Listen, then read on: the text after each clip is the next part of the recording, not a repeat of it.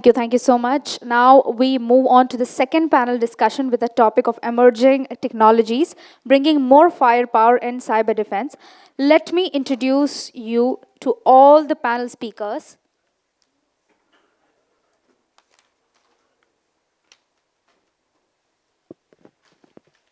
So please welcome on the stage Mr. Mubin Shaikh, Partner Cybersecurity Technology Consulting EY LLP. May I have you on stage, please?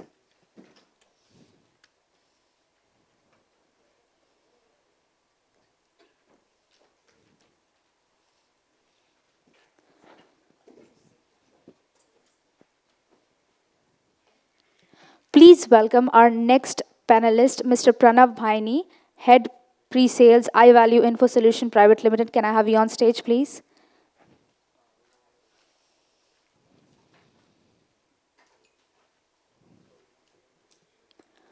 Also, please put your hands together to welcome our panelist, Mr. Debmalya Maitra, Senior Director, BFSI Choksi Group and Partner, CKSP and Co. LLP Chartered Accountants. Welcome, sir. Please take your seat.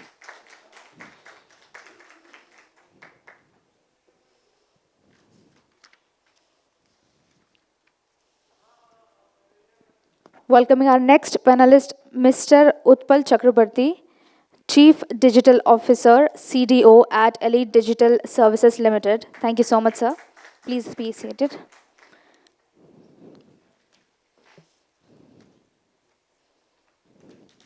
Next, may I now call upon stage Mr. Prasanna Lohar, CEO, Blockstack Web3 Company. Huge round of applause for him as well. Please welcome our next panelist, Mr. Ambarish Singh, CISO, GOdrej and Boyce. I request moderator Mr. Mubin Shaikh to start this session. Thank you so much. Thank you so much for appearing here.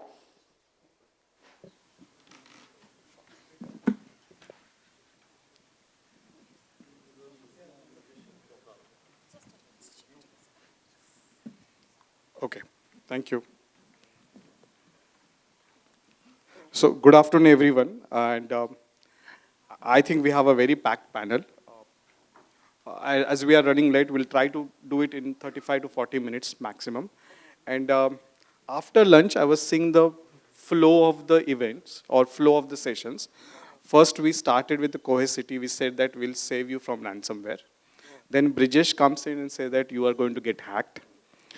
Then Ritesh comes and say that, boss, there is going to be AI-based ransomware, cybercrime. And now we have been put on stage to say that, boss, emerging technologies are going to save you from the cybercrime. So I don't know how do we go about it, but let's try to do the best. As we have been introduced, what we'll do is that we'll follow a very simple format here. I do have a questions we all have prepared. I will open up the topic and I'll then pass on to all distinguished panelists to give their perspective of this emerging technologies, more firepower for cyber defense.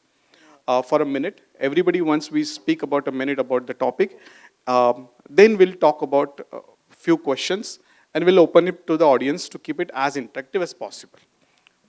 As simple as that. As I said, when you see this emerging technologies, everybody has a very different perspective of the emerging technologies. What do you mean by emerging technology? So I'm not going to go what is an emerging technologies. But as I said, Brijesh gave an example of disaster. Ritesh gave how the AI-based cybercrime is, or AI-based things are going to impact you. I'm also going to bring some of the examples from the physical world to the logical world, and which is very important, saying that if there is a fire in your house, what you do first? How do you react? How do you ensure that you are containing the fire? How do you ensure that you are saving the life? So similar principles are being used for any kind of a data breach or cyber attack.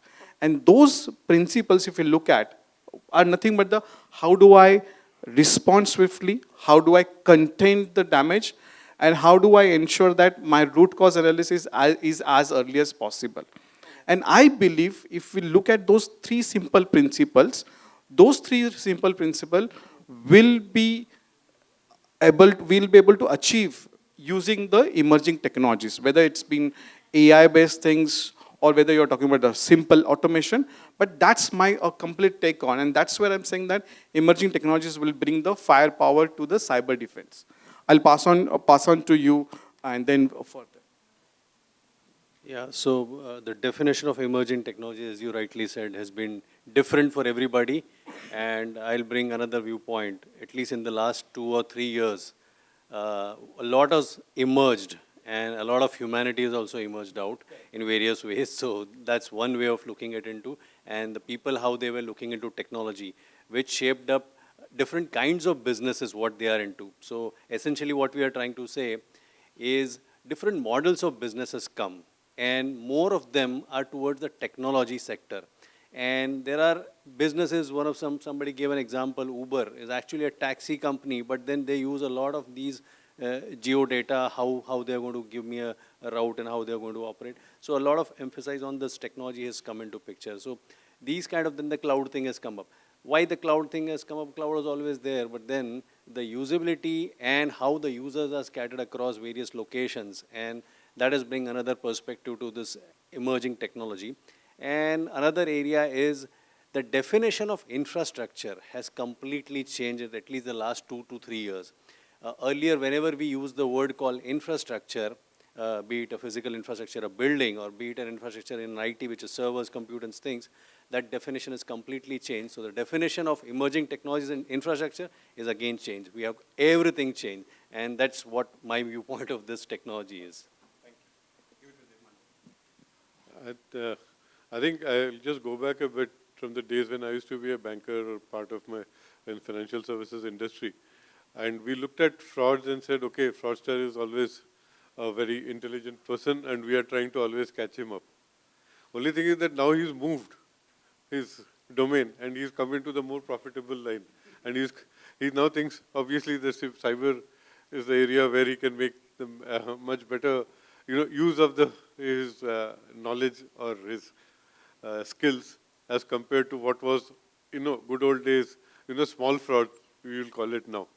So, so as we emerge, the fraudster will emerge as well as the technology will emerge. And I am personally, of course, I would say the least qualified person in the way that I am been myself. I consider myself technologically challenged. But the way we are now working and the way we are going to work in future, and with this, what could I say, the hybrid model or whatever we call it, which is here to stay, I think all of us will have to have some brush with technology. We cannot now say, there used to be good old days when my seniors used to say, why do I need an ATM card?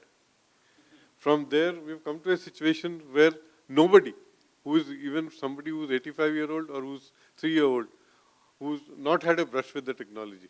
So more we sort of spend, this kind of a horizon sort of widens, and we see the more emergence of the technology will be very important. But at the same time, I remember one of my previous speakers saying, and I think I want to repeat this, that AI seems to be taking over everything. But ultimately, human intelligence is still superior to AI. And it has to run AI. Yeah, thank you. Yeah. So I think continuing from the previous session, it was a great session by Ritesh. I think I'm there. So what I can say is, I don't know the real, what is the real face, but Loha ko Loha hi maar de sakta hai. There is something like that, right? So if it is AI, okay, if the criminals are using AI to land attack and to basically identify the security loopholes of your entire ecosystem, then for building our application, for building our ecosystem, for building our entire application landscape, we will have to use more and more intelligent technologies. So it may not be only AI, okay, because there is another secure technology is also there, which is, I think, going to be a big boss of AI, is blockchain, okay, which is much more secure than what we do today, right? So that is one thing, okay? So all your normal databases, data storage, all ledger systems are going to be completely replaced by blockchain kind of a technology, which will be very, very secure. And of course, you can because what he is doing, the criminal is doing, so he is basically using machine learnings to understand where is the security loophole. Okay, he is basically understanding what is the kind of trend that is happening, the various kind of transactions that are happening. When is the time actually he need to land the attack? So all those things, right? So now, if your applications are also intelligent enough, in that case, it will be difficult for him also to do that. So I think make the applications as smart as possible. So, and using all those kind of things. And another angle is basically now Web 3.0 is coming up, right? So everything is going to move to metaverse kind of an environment. The good part is AI is inbuilt in Web 3.0. Okay, so it is an integral part of Web 3.0. So I think some extra level of security we are going to get in Web 3.0, what we are not getting today in our normal websites or whatever things we are building today. So that's what I can say. I will pass on to Prasanna. I mean, he can speak. Yeah, thank you. I think wonderful explanation about how AI and blockchain could be useful. But I think what we have seen primarily, the way we have adopted technologies and various applications since last 30, 40 years, right? So any technology comes, there is another technology to safeguard it or to damage it, right? So while we are on client-server model where we used to operate on Fox Pros or MS-DOS, that time also there were some malwares or viruses, right? We used to talk about some year 2000 Y2K problems. Yeah, so and since then we have been from feature phones to smartphones. So while we move on technology, so I think industry has always come up with some kind of a better technology to safeguard existing technology. As Utpal has rightly pointed out, AI, blockchain, and various peripheral ecosystems or business models around that are coming.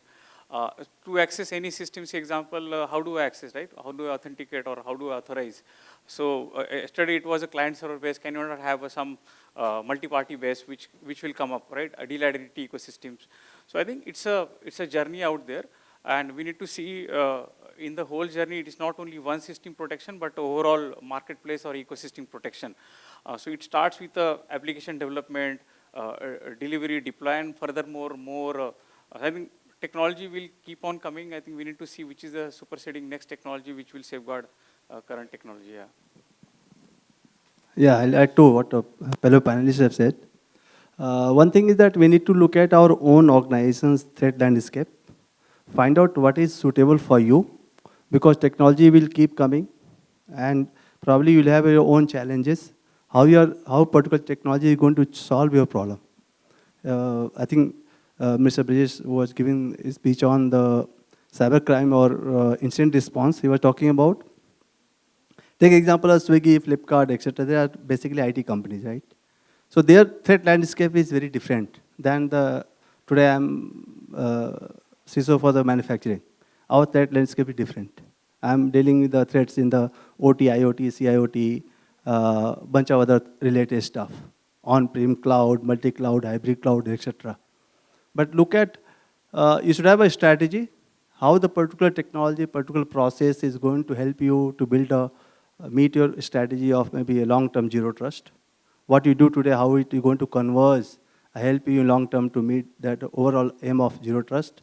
You should look at that, because a technology which is next technology for maybe a new age company, maybe down the line, what they used 2 years back, that could be a new age for you, because threat landscape is different for you. Sure. Yeah. Okay. Great. Thanks, Ambarish. That's what I think. What I'm taking from Prasanna, Utpal, everybody is that there will be if there is an offensive AI, there will be a defensive AI also, right? That's where. And let me start, Utpal, with you, because see, as I said, Flipkart is an IT company, or we are saying that the business models are changing with the digitization or digital, right? Now, with this use of digital technologies or adoption, do you think the cybersecurity posture of an organization changes, and how the emerging technologies will help us to mitigate that risk? What's your point of view on that? Yes, so more and more IoT devices we are putting into our landscape. So attackers are also getting more and more opportunities to land their attacks in different. So you have seen the cases like from a household electric meter Okay, they are taking control of the electric complete this thing, and they can do the blackout. Similarly, from a patient monitoring system, they can attack that, and they can actually jeopardize the entire IT landscape of the hospital. So that's where the cognitive cybersecurity comes into picture. So now, right now, if you look at, we are only relying on some tools. Okay, some Israel, some giving. We don't know. Actually, even as a cybersecurity expert, we don't know what is happening inside, right? So that's where that knowledge of AI comes into picture, right? How that models are working, like any cognitive cybersecurity tool, for example. So either there are some mathematical models or deep learning neural networks are working behind the scene. So how they are working, whether they are effective in all those cases. So I think as a cybersecurity professional, now it is a high time actually to understand and learn AI, learn the,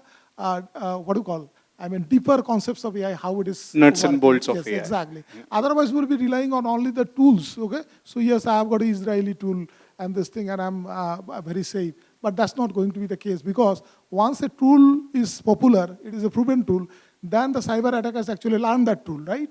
And then also learn the, the limitations of that tool. Correct. And they can easily, hack those kind of tools, or whatever, they can find out the nitty-gritties, right? Yeah. Sure. Thanks. So you are saying that we should learn the tool. Let me bring Ambarish here into the discussion, because being the CISO of an organization, do you think that emerging technologies today form the part of your cyber defense mechanism? And going forward in future, will it increase? What is your point of view on that? Yes, as I said, traditionally, a lot of focus has been on the protection. That's why you see last 3-4 years, a lot of adoption of niche cybersecurity framework. We talk about we need to focus, identify, protect, detect, respond, and recover. A lot of now focus is on respond and recover. Okay. So if you look at, if you want to bring a very holistic cyber resilience, look at the inside out, outside in. Okay. So a lot of focus on building a SOC, building an incident response mechanism. You are doing the cyber drill, etc. How do you gauge today that whatever you believe that your SOC will do, it will do at the time of when tomorrow something happens? Because SOC is there to protect you. You are waiting for the someday something will happen. SOC will able to what they are supposed to do. So to gauge that, probably a lot of stuff is happening. One is people terminology, they talk about breach attack simulation. You do that activity, don't inform SOC. One of the things probably what a lot of people are doing today is how to gauge the efficiency of a SOC. So you need to do certain activity, which generally hacker will do it. And then you gauge how the SOC is reacting, how your incident responses are reacting, and who is supposed to do what. Actually, whatever you have practiced, it is coming to practice or not. Correct. Second thing, if you look at outside in, look at your threat landscape, something called continuous attack surface assessment. Okay? So what hacker sees from the internet, your organization, your asset, probably you want to know. So those kind of services are today available, luckily. It was not available maybe down the line, I think 5 years back. These things you can leverage, but notwithstanding, probably it will complement what are the processes, technology, and skills and people you have in the organization. If you do not have the basics strong, these things will not help you, because you will get bunch of, they will find out a lot of stuff about your organization, but if you don't have people, those who are going to mitigate this list will keep growing only. Sure. I think basics has to be strong. This is what Ambarish was said. And I just want to give an example, what they said, hot out of the press. The yesterday's example of a very large company, and I'm sure they would be having a multi-million-dollar cybersecurity budget. They would have the state of the SOC, state-of-the-art SOC. They would have all the security technologies. And yesterday it got hacked, we know, right? It got hacked to a certain level through a normal social engineering attack. And we all are the users, so our data also has gone. I'm sure that company will take some kind of precautions. But whatever you do, the cyber awareness is also important. So you might put a state-of-art SOC, you might put too many technologies, but if your employees are prone to a cyber attack or social engineering attack, then all these technologies will not help. And I'll add what you said, cyber awareness. It has to be from top to bottom, everybody. It has to be top to bottom. It was in news, Adar Poonawala lost 1.2 crores because the money was transferred by his finance guy, which somebody pretended to be his, and WhatsApp message came from him. That was in the newspaper, right? 2 days back. 2 days back it was in newspaper. So the I- C-level also has to be aware. They should not feel that they are have immunity from the phishing or simulation, such kind of attack. Correct. And I was talking about the Uber. So I have just read the initial analysis. They have not gone into deep yet. It's available on the internet. So whatever I'm talking about on internet. So it's, if the company like Uber gets attacked or gets compromised using the social engineering attack, imagine how much power a social engineering breach has. That's one thing has to do it. Let me bring Prasanna into the picture here, because Prasanna, you are working in the Web3 domain, and as Utpal said, and we all know that Web3 is where the AI is there.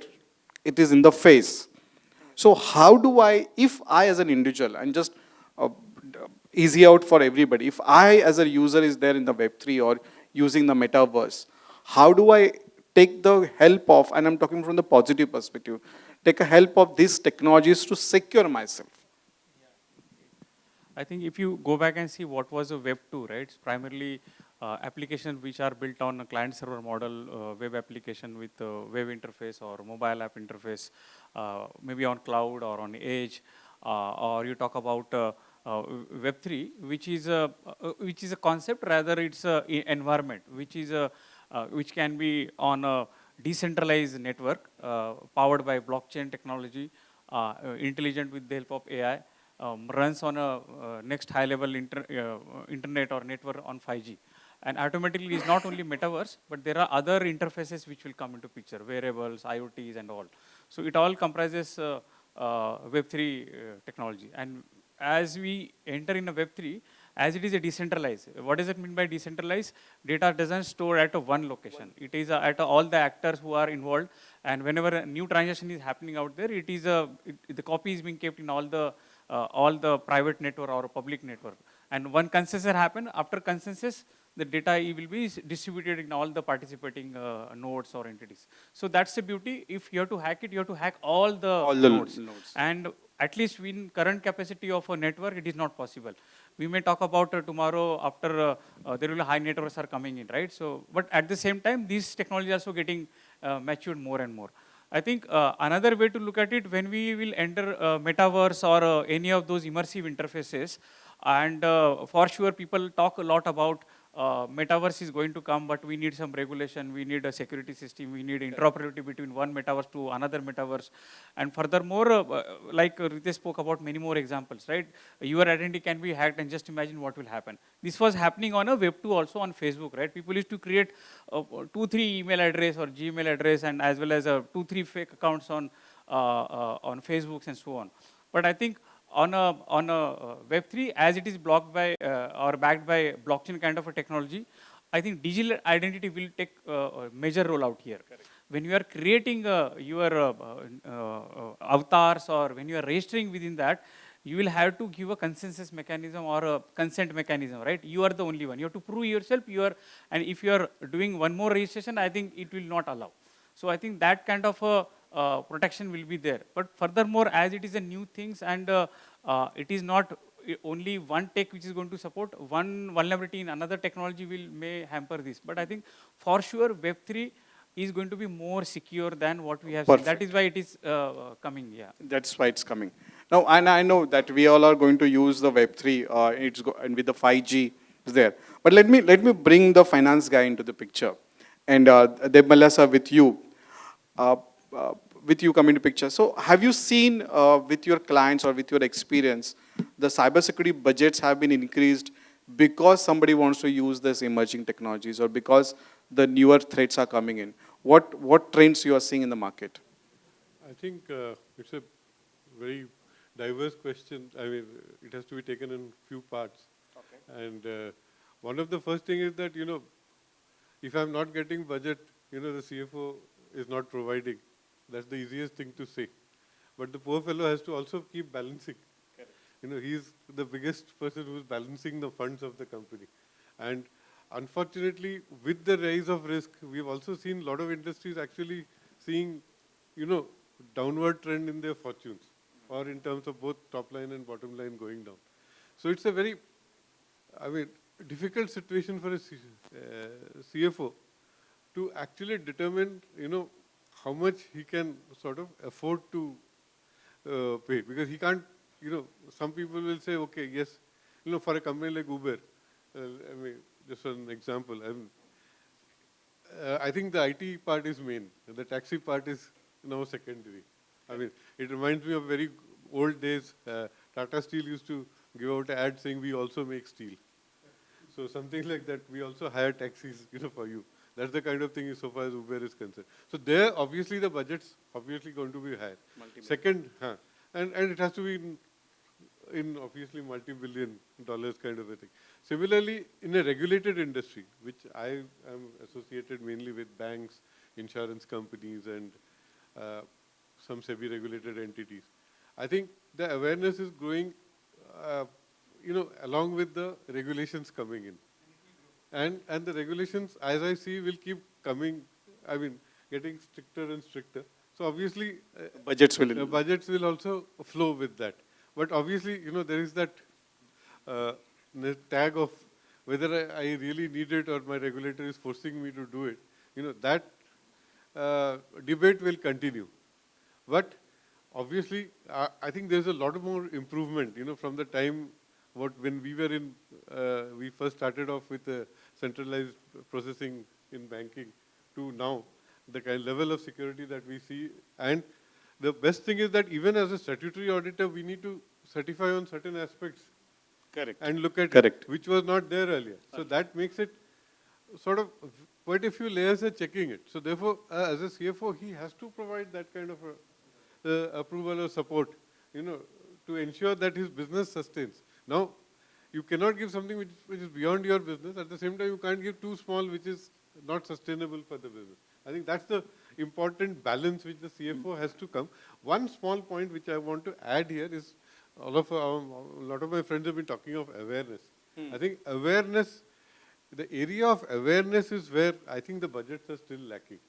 Okay. And that's where I think we still feel, one message or some posters. Newsletter. A newsletter will do.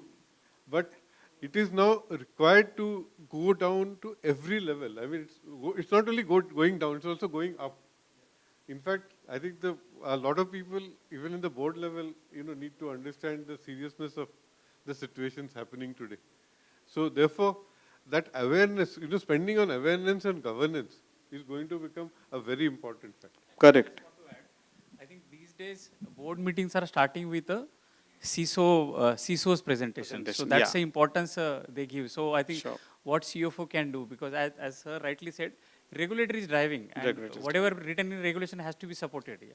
Correct. So I'll just give one example on the awareness, and then I'll come, Pranav, to you. Is that, see, I'm in this field for last 20 years. So I've just done the cybersecurity in my life. If it gets shut down, I'll have to reskill. But in these 20 years, I would say that 2003 to 7 onwards, awareness used to be one of the bullet points in an RFP. Now there are only RFPs only for the awareness. So I do also see that the world has changed in last 4-5 years on the awareness. But as you said rightly, sir, the budgets are increasing. And what better to ask a pre-sales guy to find out on the ground whether he's actually seeing the procurement of cyber technologies or the emerging technologies and increasing. Or this is only in the boardroom. Okay, so sounds nice when we are in an aircon, completely firewalled out, sheltered from the rains and all that. On the ground, let me give you a perspective. We come a long way in implementing infrastructures like Aadhaar, GSTN, and Arogya Setu. 3 different categories of implementations, and a huge network has been created. What other, some of the associations, some of the institutions, some of the consumers are hooked upon. A lot of security measures would also have been put across.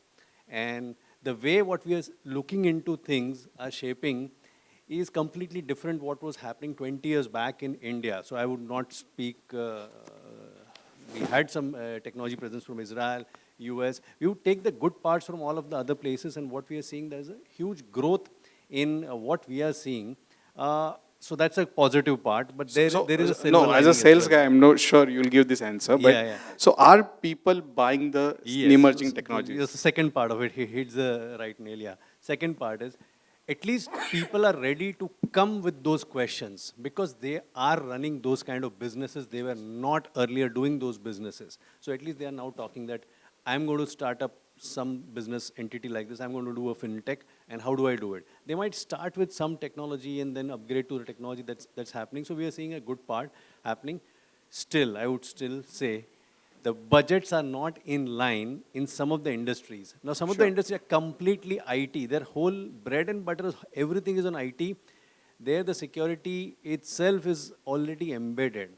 But some of the traditional organizations still need to, I would say, need to relook because they are not going to run the same way the banking, they used to do banking 50 years back. So if they want to pace up, they will need to put more money in technology and associated security technologies as well. So there's a small catching up to do. There is always. A sales guy will never be happy, right? There is always a catch up. Let me bring back the Utpal here. I think we spoke, Utpal, a little bit about the regulatory push, what Debmalya sir said, that regulatory push is bringing the cyber budgets, or people are putting it. Now, I want to talk to you from the digital technologies.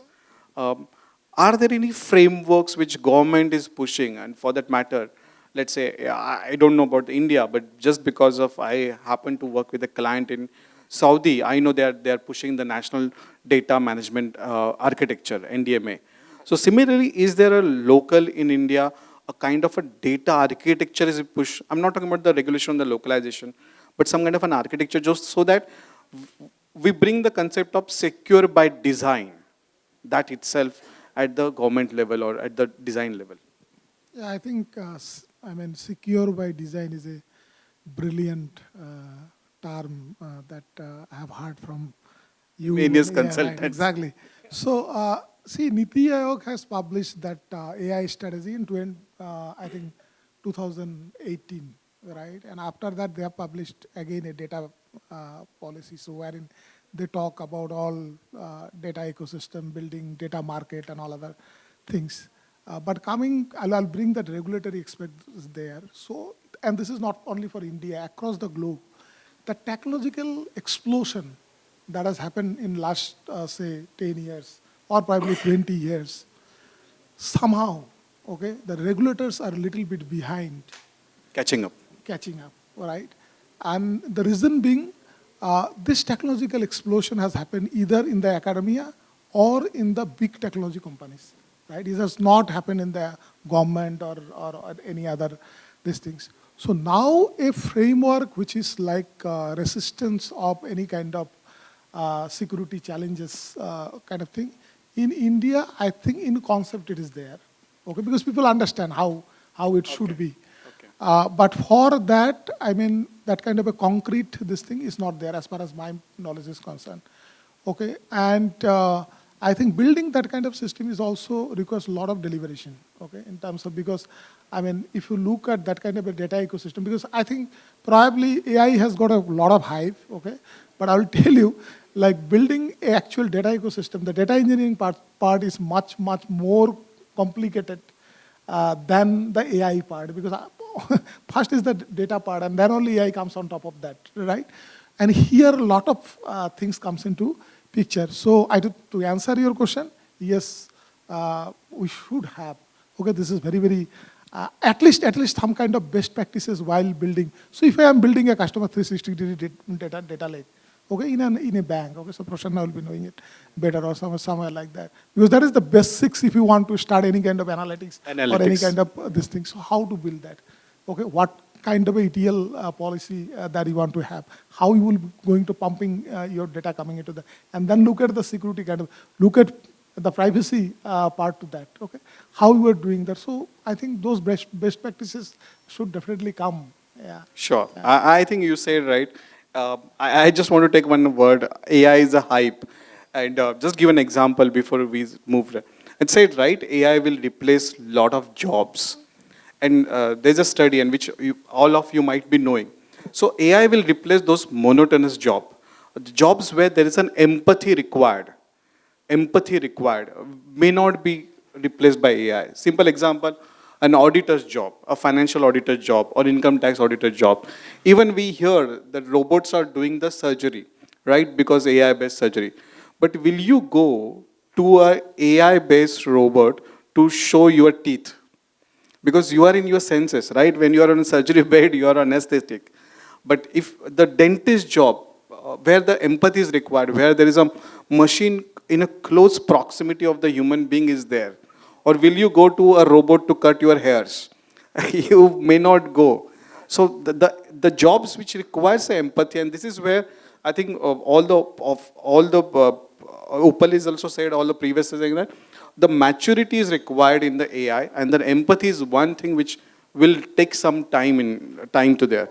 Okay, let me come back to this topic, and that's where, see, in Web3, Prasanna, you said that it's going to be distributed data, it's going to be, if you have to hack multiple places. But see, as a generator of the software code, or as a creator of the applications, I need to test the application to be very secure. So, and we do through the normal application security testing and all those things. But let's say there are technologies, now Web3 and will be there, where be the customer-centric 5G applications will be there, where the change management cycle is less than 20 minutes. How do you go for dev, test, production, release, and all those things? So there comes the DevSecOps. So what's your view on that? Because that's also another thing which I believe will be a normal rather than a one of the thing. Yeah, I think wonderful question. And just to support a previous question also, I think there is no straightforward framework, but there are a lot of guidelines does come, controls and guidelines, and specific to particular industry, there are certifications are available, like PCI DSS or PA DSS, which is for payment control industry, and RBI does come with, has come up with since last 7-8 years, lot many things, like a DPSC, which is a digital payment security control. Lot many is important. And it has almost 80 controls, not only, and it is driven by processes, tools, and at the end of the year, RBI comes and do the examination, which is called as a RBI IT examination. Against all these controls, they will come and give the score. And then you know what happens to some of the banking licenses and so on. And going forward, what is going to happen while we move from Web 2 to Web 3, and today also, typically security testing comes after some sanity of a UAT. This is what we have seen as a part of SDLC. So apart from SDLC, we have seen last 5-6 years, we call it as a DevOps, development ops, wherein post-development, better development, move it onto the code, has to be moved onto the production in a seamless way, continuous integration or a continuous development kind of a momentum. But now with DevSecOps, the responsibility is with all the stakeholders. It is not only with that IT officer or IT security officer who is going to test it at the end, and or a particular secure environment where we are going to push that code, right? So it starts from a design, development, test, so all stakeholders are involved in that whole ecosystem. Correct. And these DevSecOps tools are coming up in a such a way that code will not come out of that framework. Correct. Right? So it's a continuous development and continuous deployment. It has its own stages, I think, and there are, apart from concept, there are various platforms are available to really drive the DevSecOps. So I think tomorrow's, certainly it is going to be DevSecOps, because we need to see the code should not go out, we should follow all those best practices, and these DevSecOps tools are coming up with a lot of standards also, right? Correct. VMwares, and there are many more. And while we are moving from your monolithic data centers to the cloud also, and these cloud service providers are coming up with these DevSecOps practices and tools on the fly. So we don't have to really worry about what is meant by DevSecOps. It by default, it's from a development. Gets embedded into it. Absolutely. I think this is again, I'm coming back to this our topic. This is the firepower with the newer technologies bringing to the defense. Okay, I think Utpal has to go for some meeting. Thank you, Utpal, for that. I'm coming to Ambarish, to you, saying that, see, as a CISO, I'm sure you must be hearing a lot about the zero trust, a lot about the software-defined networks, SDN, lot many technology tool, every OEM, and I'm no offense to any OEM or product developers, every OEM says that you implement my tool stack, you will be zero trust network. So there are a lot of tools available there. So in your view, post-pandemic, are these becoming the just a terminologies, just a, what you can say, a passion, or these are actually changed the way we work, or they have brought the security to the end user or the organizations? Yeah, so last 2 years, digital adoption has been exponential. Assume that there were no COVID, probably a lot of companies have not adopted VDI. There are a lot of, every conference we talk about, people are talking about Zero Trust. Earlier it was Zero Trust framework, concepts, the papers were floated by Google, Microsoft, around 5, 6 years back, right? So right now people, and a lot of product companies are now started thinking about if there's a requirement for the companies to implement certain technologies which works on the framework of the Zero Trust. Take example, today, literally, call centers are operating from home. Correct. So agent is at home, he's providing all the services, he has access to customer data. Look at the data leakage probability, what kind of sensitive data he has access to, but at the same time, there are technologies which are ensuring that job is being done as efficient as the call center agent was in call center, at the same time looking after data protection. Second thing, you look at the, as you talked about, a lot of technology, right? So a lot of technology has been working in, they have been solving a lot of silos problems. The Zero Trust framework is trying to bring in the concept of how to converse them, how to achieve the ultimate aim of where you are looking at the identity is correct, the user is coming, the persona is coming from the right device. It means you want to verify the device whether the device has got vulnerability free, okay? And then authentication mechanism which user is providing, it is right, it is not hacked, it's not, they know that user base is not there in the one of the hacked database, etc. And the decision is taken on the fly by the engine. Correct. They know permanent access to anybody, okay, I'm the admin till until I'm in the organization, right? The decision is taken by the engine, by the machine, on the fly based on your current status of the user and device, right? So these are the concepts, but at the same time, right now I see a lot of movement, okay? A lot of people are started thinking about it, how to implement Zero Trust maybe down the line 4 years, 5 years, because you cannot achieve in a year or two. It is a multi-year project. But what I said before, you should, as a security practitioner, I can suggest, from my side, I practice it. Whatever we do today, look at whatever technology you are selecting to solve a particular problem, how it is going to solve your ultimate aim of Zero Trust. How this will converge, how to really integrate, that is more problem. And I suggest look at the platform-based approach rather than the siloed approach of small technologies. Sure. Yeah, thank you so much, Ambarish, on this. I'm coming back to Debmalya, sir, here, because Zero Trust technologies, or for that matter, DevSecOps, will require a lot of tools, technologies. And we talked about the fine balance between the cyber budget, how much to allocate, what not to allocate. But have you seen that in industry, people are talking about, everybody talks about ROI, return on investment, right?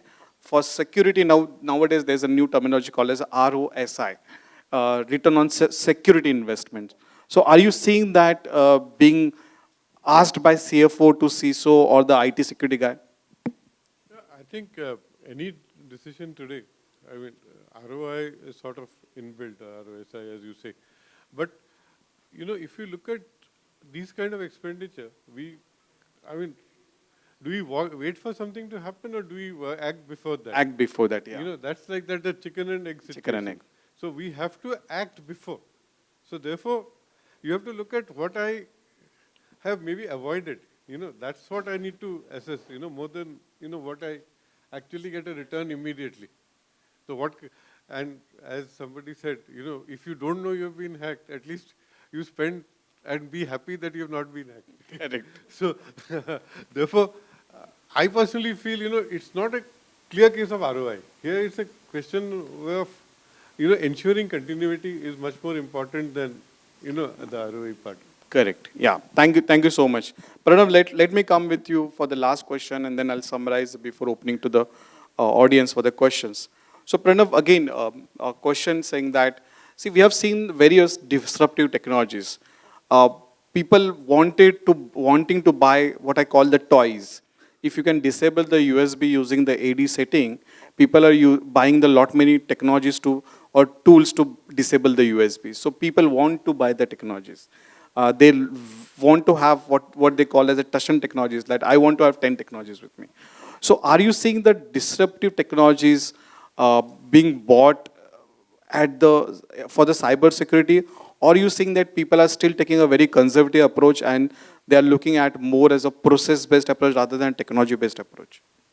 Yeah, so the way some of the industries are taking the lead over it, especially those technically enabled organizations, they're taking the lead over it because they know what they're doing. So they don't need to be taught what they need to be buying. They already come with a clear cut, this is all those things I need to buy, because they already done their homework. The second part of that other industry is where they are in that journey of getting into the next gen of their businesses. They are not into IT, they are into banking, they are into manufacturing.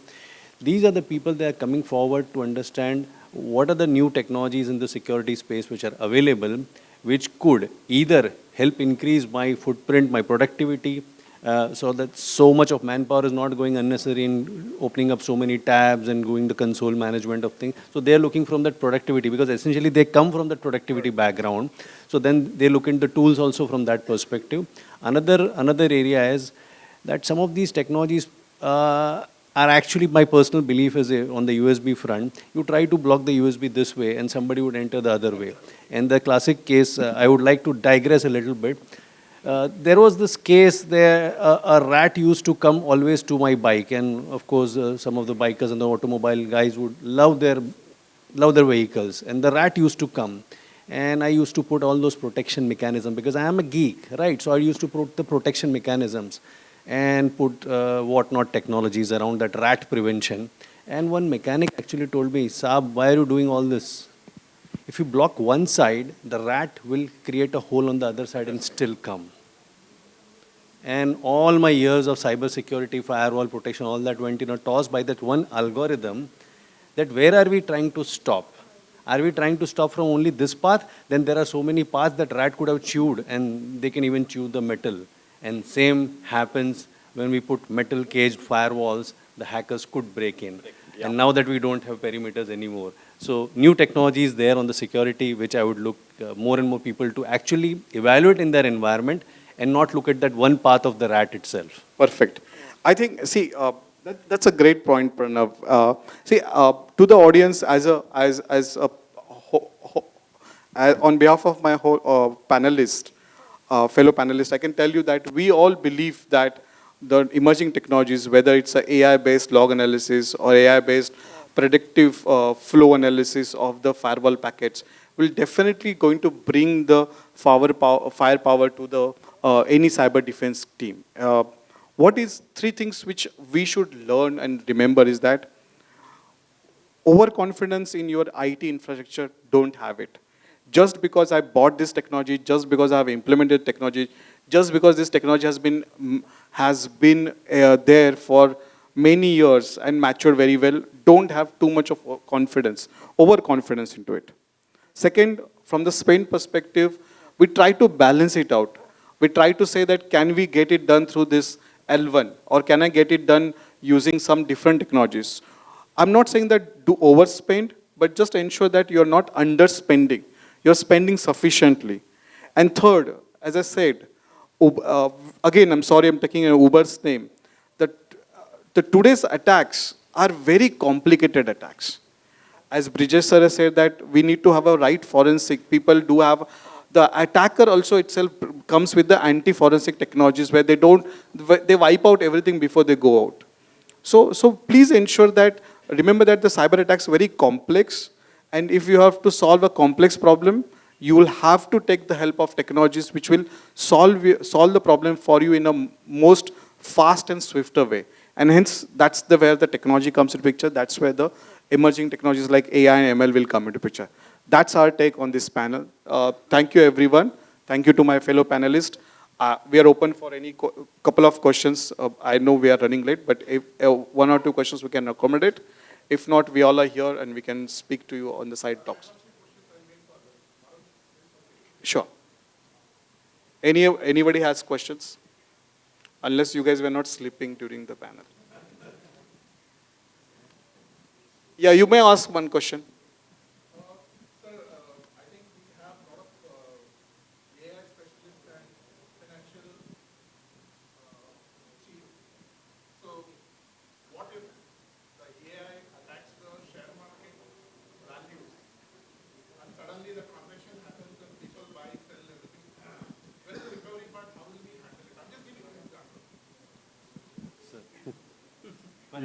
Okay. No, finance. See, there's always a possibility, right? There's always a possibility of that share market, or for that matter, share market, or any financial ecosystem being compromised. I just want to. So, see, with the AI, that's always a possibility, right? And that's where what is important is that we have the right technologies in place. We have the right controls in place. And I don't know much about the share market, but I think we have this circuit breaker thing, right? So I believe that simple which is irrespective of the AI, we had that control in place. Somewhere that will help, definitely will help. And then second, as an organization, one need to take care about that. We all are talking about this, like Microsoft came up with the chatbot, and somebody poisoned that chatbot. Poison means something bad which has been told that this is good. After 16 minutes, that chatbot started telling that, "Hail Hitler." Somebody told them that Hitler is good. And Microsoft pulled that down. Or we are seeing, there are so many examples, like chatbots or bots talking to them in the language which humans are not understanding. Because they are AI-enabled chatbots. These are all are possibilities. What is important is that how do you put the right controls at right place? To your questions, what controls we have, I don't know. But for the today's, any drastic changes in the share market, there's a circuit breaker is always there. Yes, I think.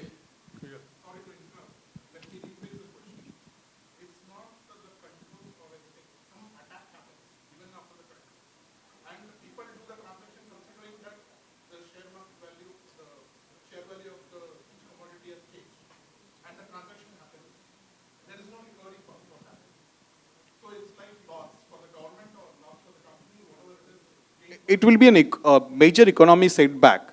And I'm not sure whether I am sitting here or anybody will be able to answer that question. There's a possibility. There's a possibility. I hope NSEs and BSEs are more secure than what you're talking about. Yeah, I think this is. I think this is one thing. It's a possibility which you cannot, ever rule out. Second thing is that you are dealing with something which, whatever to the extent, is speculative. So therefore, in any speculation kind of a situation, this kind of a, ups and downs can create losses, and losses will normally go back to the retail shareholder to the maximum. Retail investors to the maximum. So that is always something which can happen. But having said that, I think the exchanges are now monitoring everything. I think the latest case we are seeing, whether some broker received signals few seconds before the others or not, even that is getting monitored. So to that extent, monitoring is increasing. Of course, there is no end to it. This cycle will continue. But we will have to keep hoping that this will keep on going on.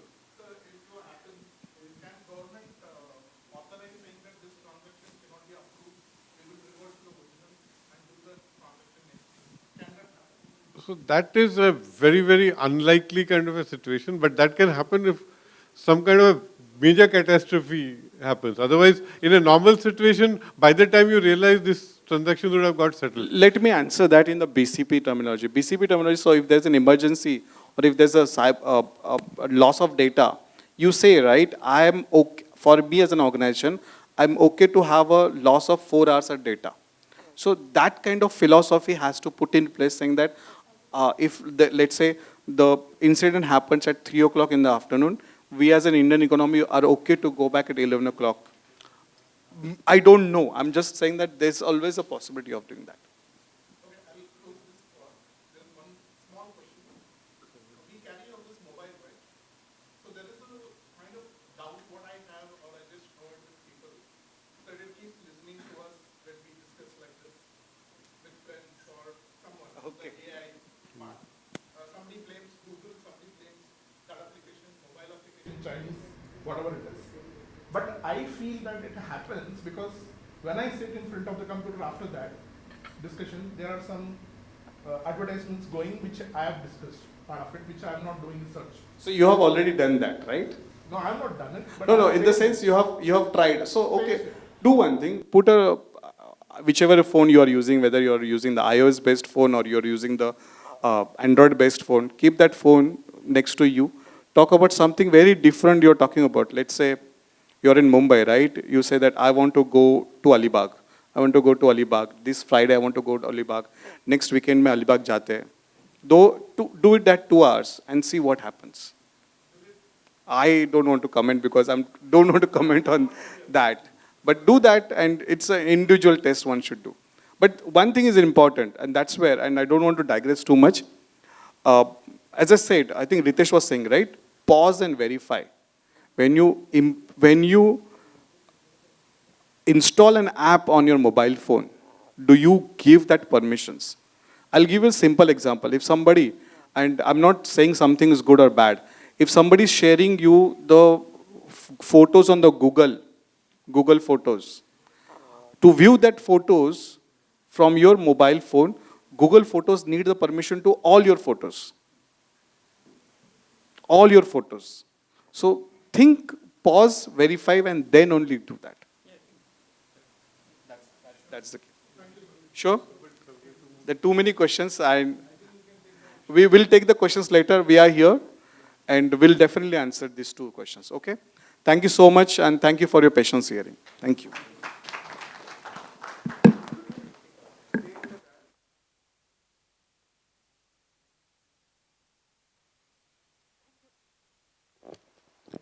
Thank you very much to all the speakers. It was excellent session, lot of knowledge to be grabbed. Also, may I request Mr. Mubin Shaikh to hand over the token of gratitude to all the panel speakers.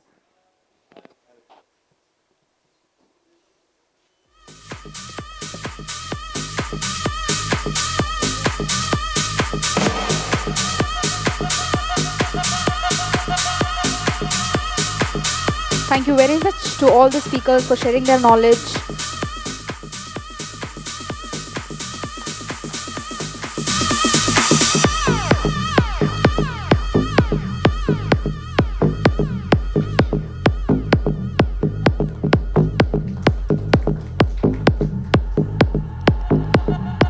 Also, finally, let me request Mr. Nilay Vakhare to hand over the memento to Mr. Mubin Shaikh.